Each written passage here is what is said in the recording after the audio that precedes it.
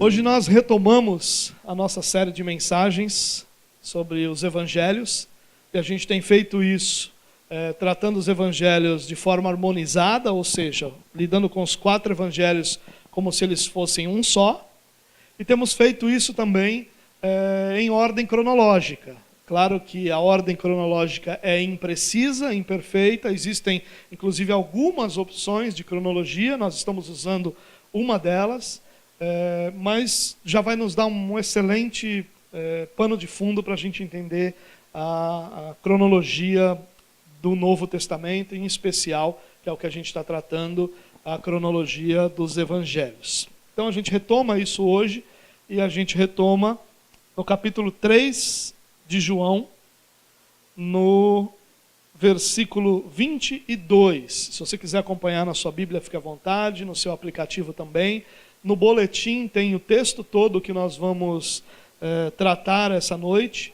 Mas o que eu peço para você é que seja de qual maneira você for ler o texto, que você permaneça com esse texto perto de você, com sua Bíblia aberta, seu aplicativo aberto, seu boletim próximo a você, que nós vamos ler o texto e depois nós vamos olhar alguns detalhes mais pontuais desse texto. Vamos lá então? Diz assim, João capítulo 3, versículo 22 em diante. Depois disso, Jesus foi com os seus discípulos para a terra da Judéia, onde passou algum tempo com eles, com seus discípulos, e batizava. João também estava batizando em Enom, perto de Salim, porque havia ali muitas águas, e o povo vinha para ser batizado. Isto se deu antes de João ser preso. Surgiu uma discussão entre alguns discípulos de João e um certo judeu, a respeito da purificação cerimonial. Eles se dirigiram a João e lhe disseram: Mestre, aquele homem que estava contigo no outro lado do Jordão, do qual testemunhaste, está batizando e todos estão se dirigindo a ele. A isso João respondeu: uma pessoa só pode receber o que lhe é dado dos céus. Vocês mesmos são testemunhas de que eu disse: eu não sou o Cristo, mas sou aquele que foi enviado adiante dele. A noiva pertence ao noivo. O amigo que presta serviço ao noivo e que o atende e o ouve, enche-se de alegria quando ouve a voz do noivo. Esta é a minha alegria, que agora se completa. É necessário que ele cresça e que eu diminua. Texto bonito, né? Mas um texto cheio de situações que tem muito a ver com o nosso dia a dia e com a nossa vida. Mas antes de tratar desse texto propriamente dito, irmãos, eu queria só trazer uma informação aqui a vocês, algo que eu acho que é bastante valioso, que muitas vezes nós não percebemos que os relatos dos evangelhos, eles não estão sendo apresentados aleatoriamente. Eles não estão lá, o camarada escreveu o primeiro, então o evangelista João escreveu o primeiro, e aí, lembrei de outra coisa, então vamos para o próximo. Agora lembrei de mais uma coisa. Lembrei de um que estava lá atrás. Não importa não, bota aqui mesmo. Não é assim. Nós precisamos lembrar da inspiração bíblica. Então, ainda que o propósito do autor do livro talvez não levasse tão a sério ou a fundo essa questão da ordem, certamente o Espírito Santo se preocupou com isso de uma forma muito mais profunda do que a gente imagina. Mas João, nesse caso aqui, ele é o evangelho diferente. Dos 4 evangelhos, os outros 3 são chamados de semelhantes, de sinóticos. São evangelhos onde os relatos são muito similares, muito parecidos, a linha de pensamento é muito semelhante. João não. João ele escreve um evangelho que parece, o que não é realmente verdadeiro, mas parece completamente independente dos outros. Não é, ele tem uma dependência, a gente vai até ver isso, mas ele não escreve submisso ao pensamento, à linha de escrita, à realidade que os outros utilizaram nos outros evangelhos. Então, João pensa e mostra Jesus não um Jesus diferente, mas Jesus de uma forma muito mais focada no seu público-alvo. João aqui ele trata dos detalhes judaicos, por exemplo, sempre explicando o que nos dá a entender que João não estava escrevendo necessariamente, exclusivamente, na verdade, para os judeus. Ao contrário disso, ele estava preocupado com aqueles que não eram judeus. Bom, por que eu estou dizendo isso? Porque no capítulo, no livro de João, João vai, antes de mais nada, apresentar a seguinte verdade: Jesus é superior a qualquer outra realidade. Por exemplo, no capítulo 2, você lembra que lá nós temos o relato das bodas de Caná, por exemplo? O que Jesus faz ali? Jesus provê um vinho que é superior. Jesus provê uma realidade que é superior. Jesus transforma aqueles potes que cabiam cerca de 100 litros de água, cada um deles, e tinham vários naquela festa, em uma realidade inútil. Então João apresenta Jesus como algo superior aos rituais da lei também. E o vinho que ele provê é superior que qualquer vinho humano. E aí, claro, tem toda a simbologia. Na sequência, nós encontramos, por exemplo, Jesus tratando da questão do templo. Então, João apresenta Jesus como superior ao templo, na verdade, até mesmo substituindo o templo por si mesmo. Depois nós encontramos Jesus tratando com Nicodemos, e nós vamos apresentar Jesus, ou nós vamos encontrar Jesus sendo apresentado como superior às promessas que Israel tinha, na verdade, como o cumprimento das promessas de uma regeneração pela água e pelo Espírito. Então, o que João vem fazendo no seu evangelho, ao relatar, ele está falando de relatos históricos, ele não inventou nada para encaixar dentro dessa ideia, mas ele organiza dentro de uma ideia de apresentar Jesus como superior a qualquer ritual religioso, a qualquer realidade religiosa, a qualquer elemento religioso e a qualquer promessa ainda por se cumprir. Ele se apresenta como o cumprimento de todas essas promessas de redenção. Então a gente precisa ter isso em mente quando a gente dá uma olhadinha naquilo que está escrito. Porque o capítulo 3 de João, falando de Jesus com Nicodemos, vai se encerrar com esse relato que nós lemos. Tem mais um trecho ainda lidando com a questão de João Batista, mas ele se encerra trazendo João Batista à tona de novo. E só João faz isso. Os outros evangelhos vão tratar o ministério de Jesus depois da prisão de João Batista, e não durante o período em que João Batista estava livre, mas vão tratar depois os outros evangelhos, e João vai tratar João Batista livre. Só para a gente então ir direto ao texto, eu só quero fazer uma ressalva aqui também importante, que nós estamos falando de 2 homens com o nome de João. João, o apóstolo, um dos 12, que escreveu esse livro, é uma pessoa. O outro João apresentado no texto é outra pessoa. Nós estamos falando do João, que é o camarada que escreveu, o apóstolo que escreveu esse livro. Nós estamos falando de João o Batista, aquele que vem adiante do Senhor, que vem como o arauto de Deus, que vem anunciando a chegada do Messias. São 2 pessoas diferentes, só para você não confundir então. Então vamos lá? Vamos dar uma olhadinha. Diz assim: depois disso, Jesus foi com os seus discípulos para a terra da Judéia, onde passou algum tempo com eles e batizava. Depois disso não quer dizer logo na sequência, não é uma ideia cronológica, é uma ideia, por isso que eu expliquei por que João organiza os relatos assim. Então ele diz, olha, depois que aconteceu o fato com Nicodemos, o próximo fato que eu vou relatar é esse.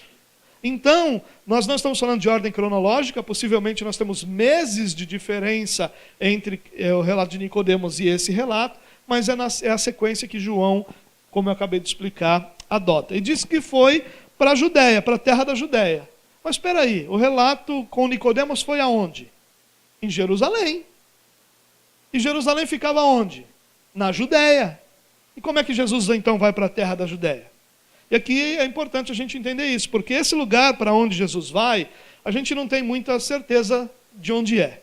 Essa é a grande verdade, não se tem nenhuma convicção de onde esse lugar é. Existem algumas possibilidades, mas possivelmente a possibilidade mais forte é que esse lugar ficasse nas regiões de Samaria.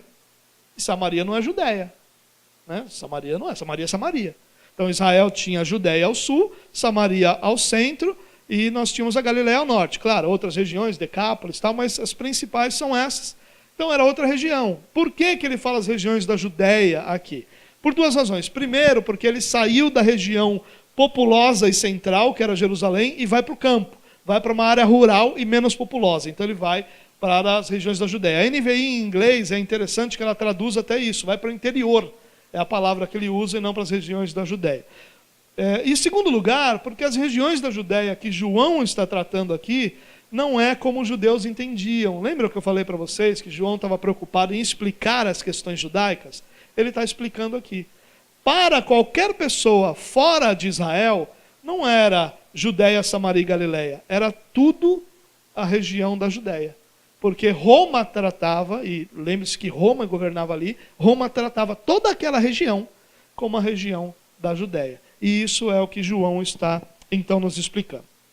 E olha a continuação lá. João também estava batizando em Enom, perto de Salim, ou seja, eles estavam próximos ali, porque havia ali muitas águas. Esse é o texto que aqueles que creem no batismo exclusivamente por imersão usam, né? Havia muitas águas e, para tristeza daqueles que, como eu, defendem o batismo exclusivamente por aspersão, Calvino vai dizer que, olhando esse texto aqui, ele fica convicto de que as pessoas eram mergulhadas na água. E aqueles de origem batista entre nós agora deliram rigorosamente, né? Mas eu quero ser honesto com vocês. Calvino usa aqui esse texto para dizer que, na percepção dele, ali havia um batismo por imersão. Porém, como Calvino era genial, ele diz: qualquer cristão sábio não vai ficar se detendo no modo, mas naquilo que simboliza o batismo. Ou seja, o modo pode ser apresentado de qualquer uma das formas, imersão ou aspersão, porque o valioso realmente é que o batismo simboliza a regeneração, o novo nascimento. Calvino era tremendo. E o povo vinha para ser batizado, né? E aqui esse povo fala de uma quantidade considerável de pessoas. Versículo 24 diz: isso se deu antes de João ser preso. Parece óbvio para nós, né? Se João está batizando, é óbvio que foi antes de ser preso. Por que que João escreve isso sobre João Batista?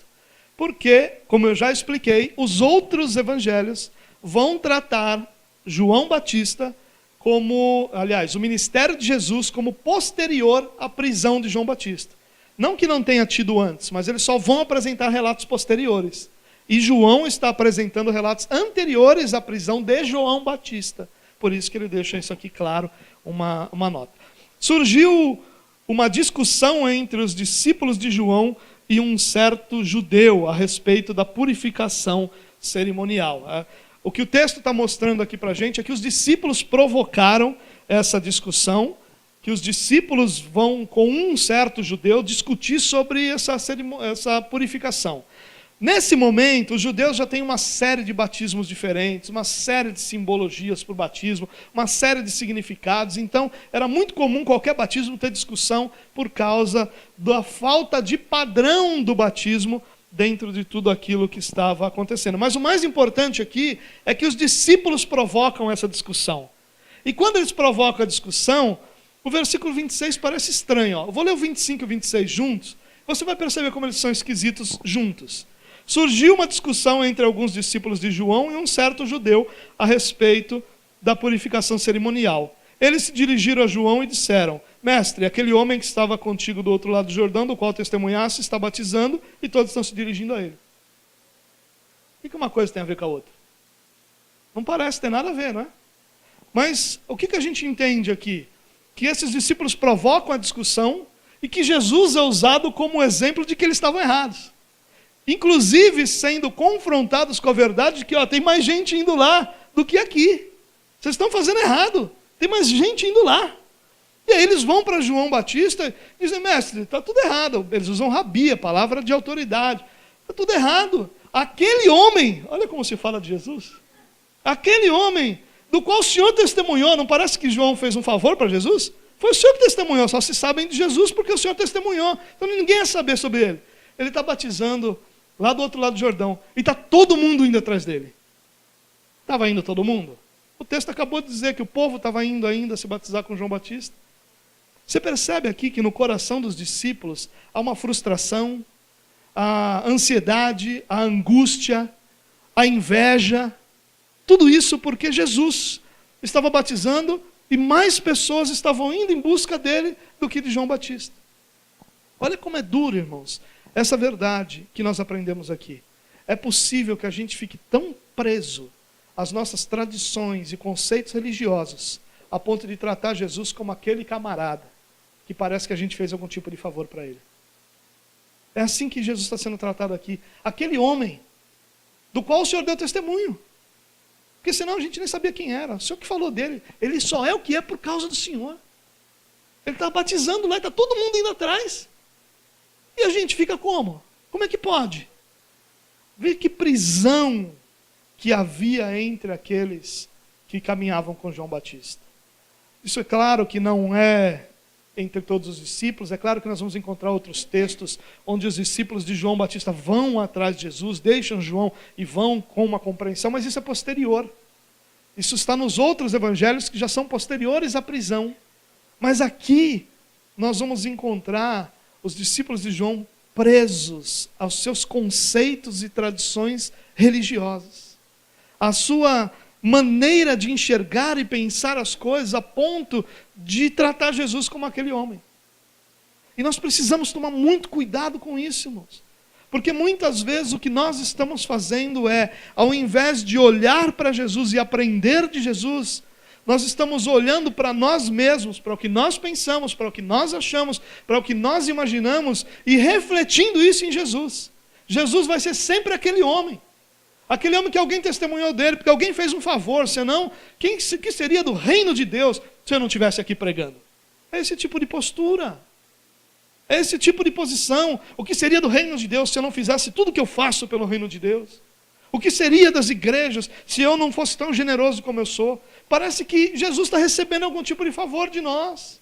Porque a prisão religiosa faz isso, transforma Jesus numa espécie de objeto religioso, de produto religioso, sem que de forma alguma haja uma compreensão da sua pessoa.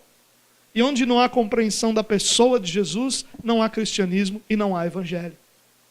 O evangelho, ele é fundamentado na compreensão da pessoa de Jesus. É a pessoa de Jesus que é o fundamento do evangelho, não a nossa tradição, não as nossas maneiras de refletir aquilo que nós pensamos ou que nós entendemos, mas Jesus, a pessoa de Jesus. É nessa pessoa, na pessoa de Jesus, que nós fundamentamos tudo aquilo que nós cremos e que nós somos. E nós precisamos tomar cuidado para não estarmos presos a essa realidade religiosa que nos faz olhar para Jesus como aquele camarada que alguém está apresentando e que está me incomodando, porque eu podia estar prosperando e crescendo aqui, mas ele está levando todo o crédito. Não é? Eu me lembro uma vez que uma pessoa falou para mim o seguinte: pastor, tem muito Jesus na sua pregação. E eu? Eu falei, você miserável, que só está vivo pela graça de Jesus, louve a Deus porque tem muito Jesus na sua vida, senão você estava perdido. Mas as pessoas às vezes pensam isso. Elas pensam o seguinte, mas e eu? Você é sustentado por Jesus. Jesus é aquele que sustenta a sua vida, que sustenta a sua história, que dirige você, que governa você. Ele nunca será aquilo que os discípulos viram, alguém que está atrapalhando. Ao contrário, ele vai ser sempre aquele que vai dar sentido à sua vida e ao seu ministério. Isso é algo que a gente precisa compreender plenamente, para que nós não estejamos nessa prisão que os discípulos de João Batista estavam aqui. Seguindo, olha a resposta de João Batista. A isso João respondeu: uma pessoa só pode receber o que lhe é dado dos céus. A frase é bonita, né? Uma pessoa só pode receber o que lhe é dado dos céus. Mas é um desafio para nós. Porque o que João Batista está dizendo aqui é que todo dom vem dos céus. Inclusive o nosso lugar no reino de Deus. Isso não é uma conquista nossa. Isso é algo que nos é concedido. E junto com a concessão desse lugar, é concedido também os meios para que nós desenvolvamos nossa posição nesse lugar. Seja quais forem as ferramentas ou condições necessárias, elas estão incluídas nisso que Deus faz, que é conceder aos seus filhos um lugar no seu reino. E ninguém pode conquistar lugar nesse reino. Ninguém pode alcançar por si só um lugar nesse reino. Todos nós recebemos por graça de Deus um lugar no reino de Deus. E com a graça e com esse lugar no reino, nós estamos incluindo um pacote de tudo aquilo que é necessário para que esse lugar no reino de Deus seja para a glória do próprio Deus. Isso é algo importante para a gente pensar. Ele diz: todo dom vem dos céus. João Batista está sendo tentado aqui a ser arrogante ao ponto de discordar daquilo que Deus está realizando, a ponto de discordar daquilo que Jesus está fazendo, de como Deus está conduzindo as coisas. Quem de nós, em nossas orações, nunca disse para Jesus: Jesus, isso não devia ser assim, devia ser de outro jeito? Quantas vezes eu já me peguei em oração, irmãos, tentando convencer Jesus de que o meu argumento era válido? Quantas vezes? E às vezes eu estou ali falando: Senhor, mas se eu fizesse isso, aconteceria aquilo. E olha, as pessoas teriam isso e aquilo aconteceria. Daqui a pouco eu paro e digo: poxa, diante de quem que você está falando essas coisas, Roberto? Está falando isso diante de quem? Do conselho da igreja? Ou diante daquele que governa todas as coisas? Porque desde quando nós estamos diante de um Deus que precisa que os nossos argumentos sejam defendidos ou que se guie pelos nossos argumentos? Ao contrário disso, tudo que nós temos e somos, nós recebemos dos céus. E claro que dos céus aqui é uma forma, talvez não, certamente sublime ou solene, é a palavra mais correta, de falar, de referir a Deus, né? Não é aos céus como um lugar, mas aos céus como o próprio Deus. E tudo que nós temos, nós recebemos de Deus. Isso é algo importantíssimo para a gente pensar. E essa é a tentação da gente olhar e dizer: poxa, Deus, você não está fazendo certo. A tentação de Adão: Senhor, foi a mulher que o Senhor me deu. Quem errou foi o Senhor. Se eu tivesse dado outra, nada disso tinha acontecido. Porque não é isso que Adão está dizendo? Quem errou foi o Senhor, não fui eu. Eu sou vítima das circunstâncias. Ali nasceu a esquerda, no Brasil e no mundo. Vítima, dali tem uma dívida, como é que é o nome? Uma dívida eterna, sei lá, porque é eterna essa dívida. O Senhor está culpado. O Senhor é a razão de eu ter entrado nessa situação. E essa é a tentação de João Batista, e essa é a nossa tentação. A tentação de nós esquecermos que Deus não é só soberano, mas que Ele é também sábio, que Ele também sabe todas as coisas. Ele não é só um Deus que tem poder para fazer.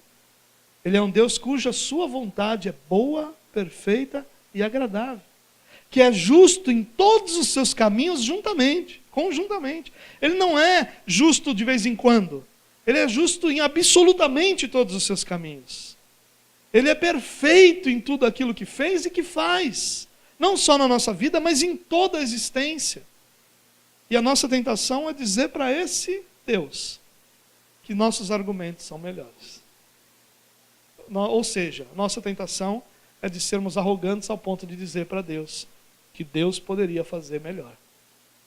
E qualquer um de nós, e eu vou provar para você que a gente é arrogante assim.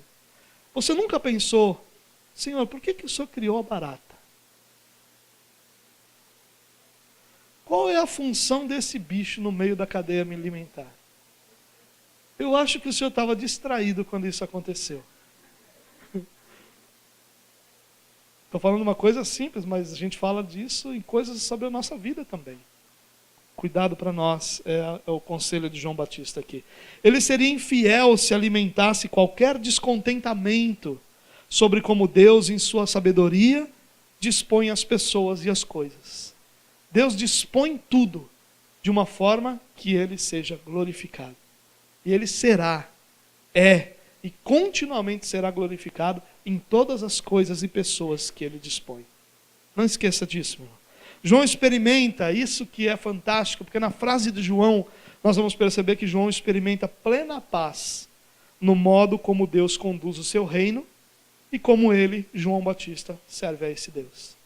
Será que você desfruta dessa paz, irmão? Essa é uma pergunta que eu me fiz ao ler esse texto. Será que eu desfruto dessa paz, de estar plenamente satisfeito na forma como Deus dispõe as pessoas e as coisas diante de mim? Será que eu estou em paz com relação a isso? Será que eu estou em paz com a maneira como Deus vem conduzindo as coisas?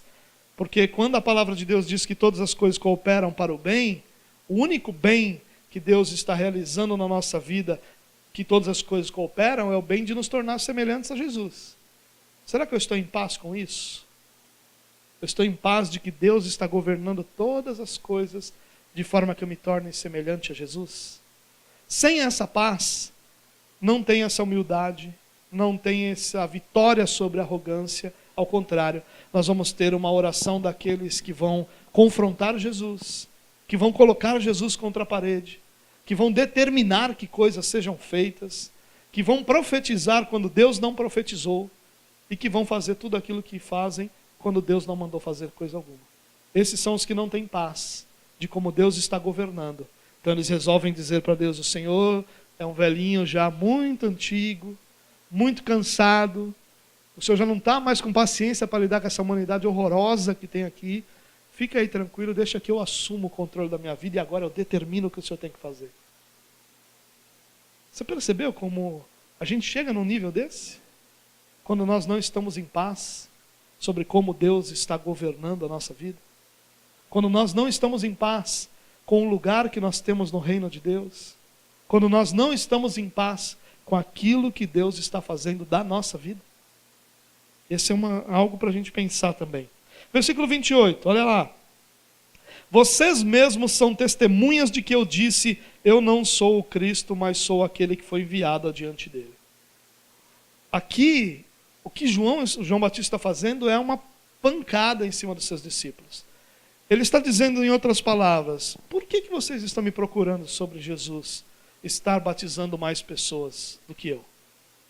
E só um parênteses importante aqui, capítulo 4, versículo 2, vai dizer que Jesus não batizava, mas os seus discípulos o batizavam. Mas é a mesma coisa, principalmente dentro do contexto judaico, onde a autoridade de um concedida a outro dava àquele que tinha a autoridade o direito ou a autoria do ato. Mas vamos voltar aqui. Ele está dizendo para os discípulos: vocês estão falando sobre isso por quê? Eu não disse para vocês que eu não era o Cristo? Que eu era aquele que vinha adiante? Vocês não prestaram atenção? O que vocês estavam fazendo quando eu falei isso? Ou vocês prestaram atenção e não creram? Ou vocês não estão satisfeitos com a posição que Deus me deu e estão me tentando para que eu busque uma posição mais elevada? Não, não é possível que depois de tendo dito isso, como eu disse, vocês ainda não creem. É isso que João Batista está dizendo. E para deixar isso muito claro, ele, no versículo 29, vai usar uma parábola. E a parábola é a seguinte: a noiva pertence ao noivo. O amigo que presta serviço ao noivo e que o atende e o ouve, enche-se de alegria quando ouve a voz do noivo. Esta é a minha alegria, que agora se completa. A parábola que João Batista está usando é que ele é uma espécie de best man.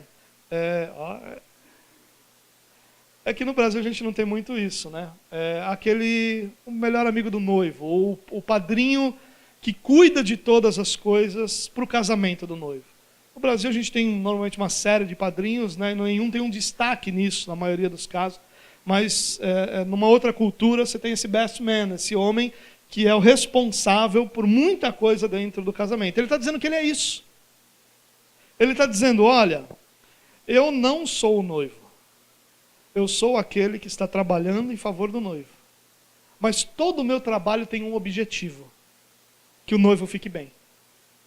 Que o casamento do noivo dê tudo certo. Que quando o noivo vier, tudo esteja perfeito para que o noivo possa usufruir do meu trabalho. É perfeita essa parábola. Primeiro porque ele usa uma linguagem do Antigo Testamento.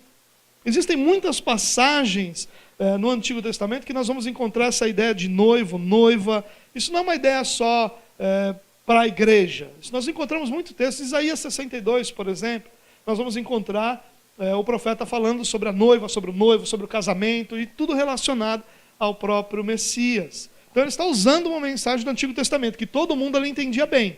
Sobre a questão do noivo, ele diz: eu não sou o noivo. Eu sou aquele que trabalha para o noivo. Bom, quem é o noivo? É o Messias.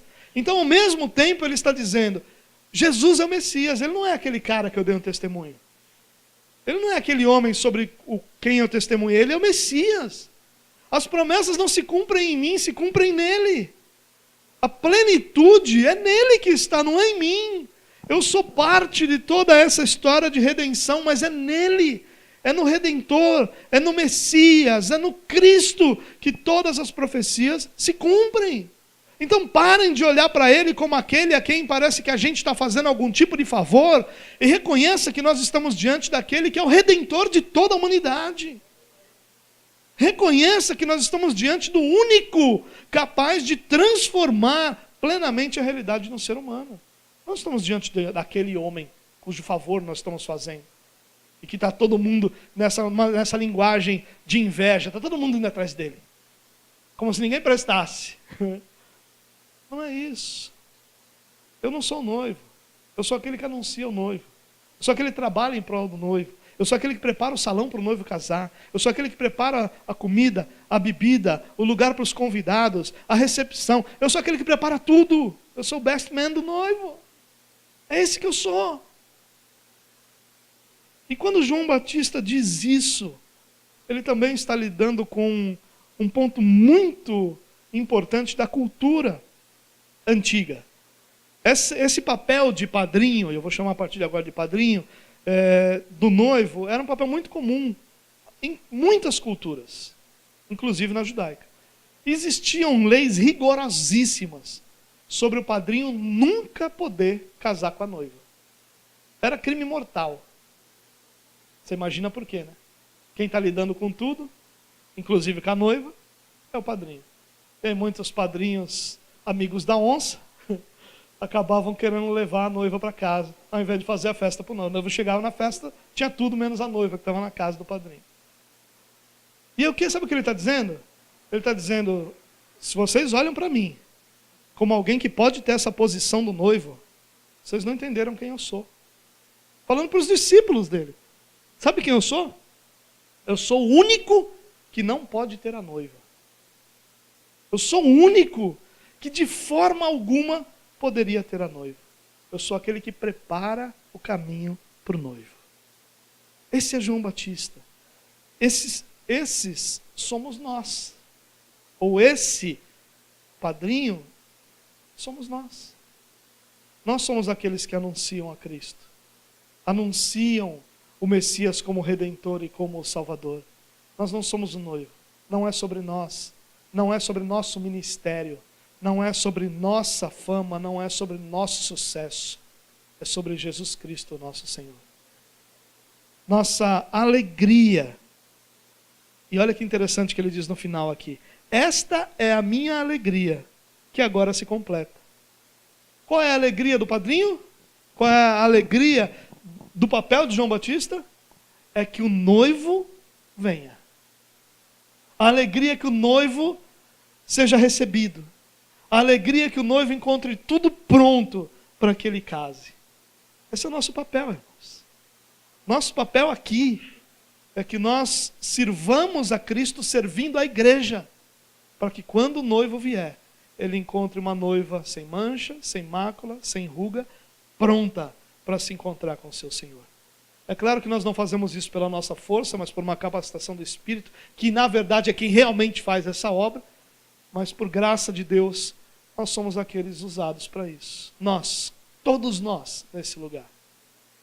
Nós somos, nesse sentido da parábola, João Batista, anunciando e preparando tudo, para que quando o noivo chegar, haja festa e ele seja exaltado. E a grande alegria do verdadeiro discípulo de Jesus Cristo é que o noivo seja exaltado. A grande alegria é que ele seja glorificado. A grande alegria é que todos olhem para ele e não mais para o padrinho. Quando o noivo chega, dentro dessa questão que a gente está tratando, ninguém mais quer saber do padrinho. Todo o trabalho do padrinho é antes. Porque quando o noivo chega, ele se torna o personagem principal, ele se torna o protagonista e ele se torna o único diante de quem todas as atenções estarão. Essa é a nossa vida. Nós servimos a Deus, mas nós não servimos porque nós temos um ministério. Nós não servimos porque nós temos um chamado e esse chamado deve ser exaltado. Nós temos um chamado, claro, mas nós servimos para que o noivo seja recebido, para que o noivo seja exaltado, para que todos saibam que nós não somos o noivo, mas que o noivo virá e que virá buscar sua noiva, virá se encontrar com sua noiva, virá estar com sua noiva por toda a eternidade. E ele termina dizendo: é necessário que ele cresça e eu diminua. Essa expressão tem sido fundamento de muito da piedade cristã ao longo da história. Sempre que se fala de piedade cristã, esse versículo está incluído. E é importante que a gente entenda uma coisa nele. Quando ele diz que é necessário que ele cresça, ele não está falando sobre, olha, eu tenho agora eu não quero fazer isso, mas eu tenho que me submeter a essa vontade desse Deus mais forte que eu. É necessário porque eu tenho que me submeter. Não. Ele diz é necessário porque é aí que eu encontro a minha alegria. É aí que eu encontro a minha satisfação. É necessário que ele cresça e eu diminua, porque todo o meu trabalho é exatamente para chegar nesse momento em que ele cresça e nós possamos diminuir. Todo o nosso trabalho é para que Cristo seja reconhecido e que todo ser humano seja compreendido como alguém que não tem poder para fazer o que Cristo faz. Tudo que nós fazemos aqui num culto como esse, todo o ensaio do louvor, toda a dedicação de todos os irmãos que organizam tudo, toda a preparação de qualquer um que vem pregar aqui, tem um único objetivo: que ao final dessa reunião você possa dizer: Cristo é. Cristo seja exaltado. Cristo seja glorificado. É esse Cristo que eu quero. É esse Cristo que eu amo. É esse Cristo que eu sirvo. Se qualquer resultado for diferente desse, nós falhamos em fazer aquilo que nós somos chamados para fazer. Porque ao final dessa mensagem, o que você deveria dizer: uau, é esse o Cristo que eu quero para a minha vida. É esse o Cristo com quem eu quero caminhar. Eu quero terminar só fazendo algumas aplicações, rapidamente. Primeira dessas aplicações: não esqueça o que eu falei lá no início. Jesus é superior a qualquer rito ou conceito religioso. Não esqueça isso, irmãos. O que nos dá Jesus não é a nossa religião, nem a nossa religiosidade. Quem nos dá Jesus foi o Pai. Nós, na verdade, fomos dados a Ele. Nós pertencemos a Ele, que nos comprou com o seu precioso sangue. Os ritos religiosos, a tradição religiosa, os conceitos religiosos, eles têm o seu lugar, sim, na vida de qualquer ser humano. Eles não devem ser absurdamente abandonados. Agora também não tem nada, agora é só, vamos lá. Não. É claro que existem conceitos, é claro que existem ritos, é claro que existem valores, mas eles não nos dão Cristo. Cristo é superior a todos eles. Eles não nos conduzem a Cristo. Eles, na verdade, são consequência de já termos Cristo. Superior a qualquer elemento religioso, a qualquer circunstância religiosa, é Cristo. E se você ficar preso a religiosidade, sendo dependente de uma estrutura religiosa, vai chegar o dia em que você vai olhar para Jesus como aquele cara que a gente dá testemunho dele, se mata por ele e ele fica recebendo a glória toda. E aí não chega a hora da minha honra. E sabe uma das primeiras coisas que eu aprendi na fé reformada, que machucou meu ego tremendamente, é que em nenhum lugar da Bíblia diz que eu vou ser honrado. Nenhum. A honra é toda aquele que merece toda honra e glória. Se ao Cordeiro é toda glória, honra e louvor, nenhuma honra, glória e louvor é a mim, nem a você, é a Ele. Ele é superior. Então qual é o meu papel? E aqui tem a aplicação para nós. O meu papel é olhar para essas realidades religiosas como algo importante na minha vida, mas sem perder de forma alguma a convicção de que o meu relacionamento não é com a religião, é com Jesus Cristo. Na religião eu expresso o meu relacionamento, mas a religião não me conduz a nada. A religião é conduzida pelo meu relacionamento com Cristo. Segunda aplicação. Cuidado com as comparações. Elas podem desnortear você. Por que você precisa ficar se comparando? Por que nós precisamos ficar comparando nossa igreja com outras igrejas? Por que nós precisamos ficar comparando o que quer que seja com o que quer que seja? Se nós somos ensinados que cada um recebe apenas aquilo que lhe é dado dos céus, como é que eu posso comparar alguma coisa? Só se nós tivéssemos alguma convicção e certeza que é dada a duas pessoas a mesma coisa. Só que qual é o problema da comparação? É que ela nos desnorteia.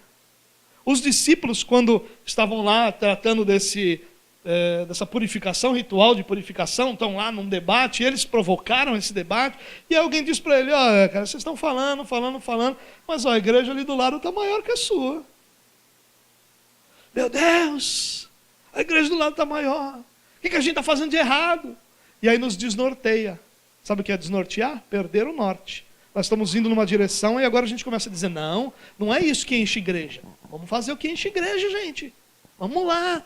Amanhã é a campanha do Laba Cheia aqui. Vamos lá nesse negócio e vamos que vamos. Mas e a palavra? O povo não gosta de palavra não, rapaz. O povo gosta de Laba Cheia. Vamos lá. Você consegue perceber como a gente fica desnorteado? Como a gente perde nossa direção? Como a gente perde nosso foco, e quando a gente menos perceber, nós vamos ser aqueles que estão chamando Jesus daquele cara que está lá do outro lado. Nem perto ele está lá. Não está nem comigo, ele está lá. E me atrapalhando ainda, porque as pessoas estão indo atrás dele, em vez de vir atrás da gente. Cuidado. Você recebeu exatamente aquilo que lhe foi concedido do céu. Ah, mas por que eu recebi isso e não outra coisa? Porque é o que você recebeu que vai glorificar ao Senhor por toda a eternidade. Ah, mas aqui está me incomodando. A mim incomoda também. O que eu queria ter recebido é muito diferente daquilo que eu recebi.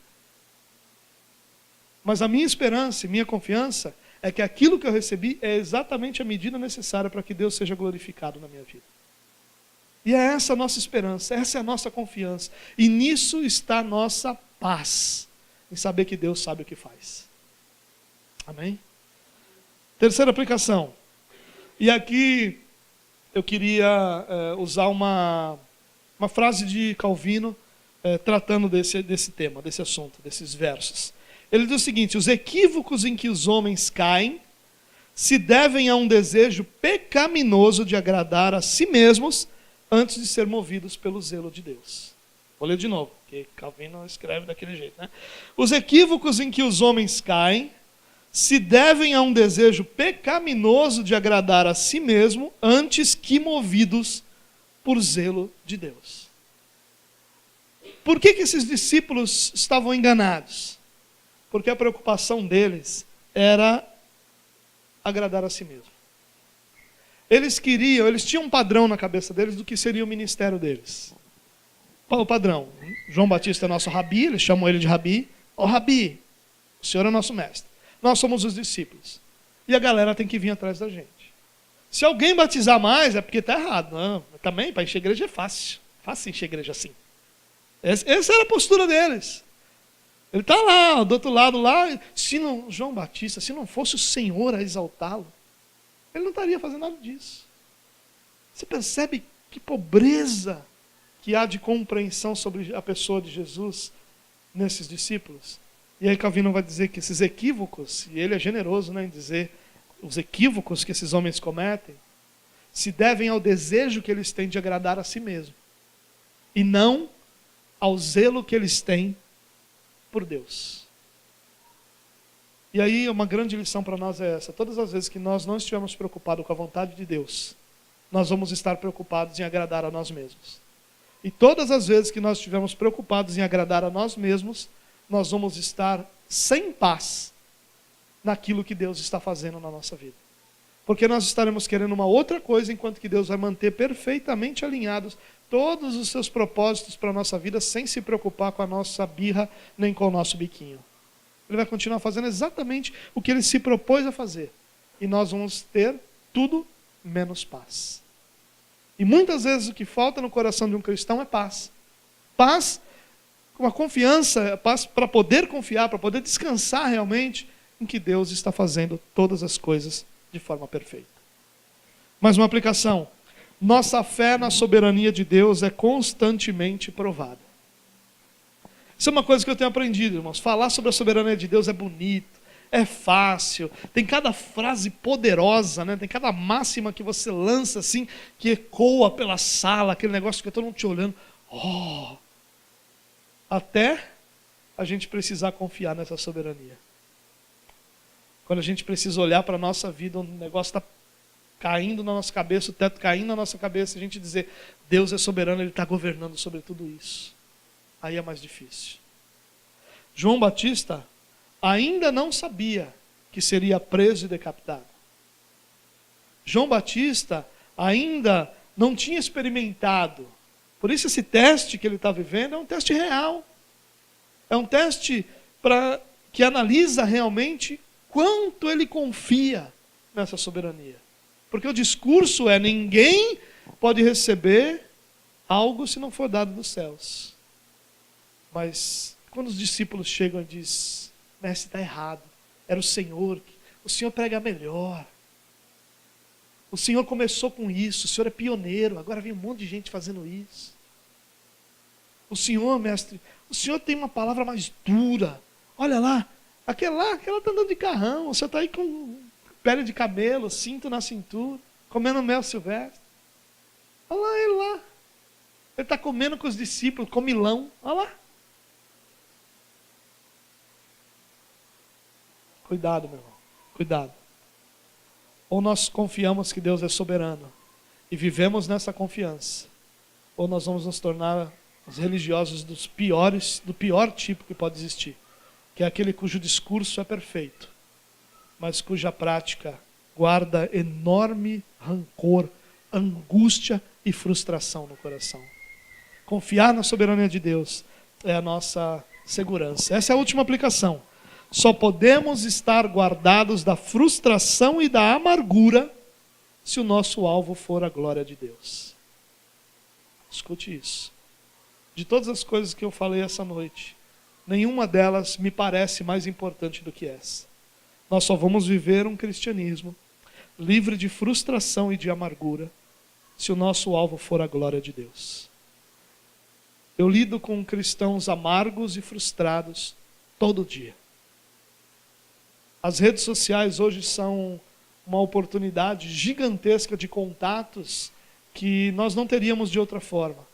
E diariamente eu lido com pessoas cujo coração está frustrado, amargurado, entristecido. Porque elas estavam em busca de algo que elas idealizaram, de uma realidade ministerial que elas produziram em suas mentes e corações. E não se preocuparam em alinhar isso com a vontade de Deus, submeter isso à vontade de Deus. Em momento algum se preocuparam com a glória de Deus. E o tempo todo eles se preocuparam com o desenvolvimento daquilo que eles faziam. Com quanta fama, grandeza, poder, dinheiro, ou qualquer outra desses adjetivos, poderia produzir esse ministério. Em nenhum momento eles se preocuparam com a glória de Deus. Nós podemos fazer tudo o que nós fazemos hoje, sem se preocupar com a glória de Deus. Eu posso pregar tudo isso que eu acabei de pregar, sem ter o menor pingo de preocupação com a glória de Deus. Nós podemos cantar as belas canções que nós cantamos hoje aqui, sem ter a menor preocupação com Deus ser glorificado. Agora, quando nós fazemos isso, nós vamos ser marcados, não pela paz que habitava o coração de João Batista, mas pela angústia e frustração que habitava o coração dos discípulos de João Batista. Deus nos guarde, tenha misericórdia de nós e nos permita viver para a glória dele.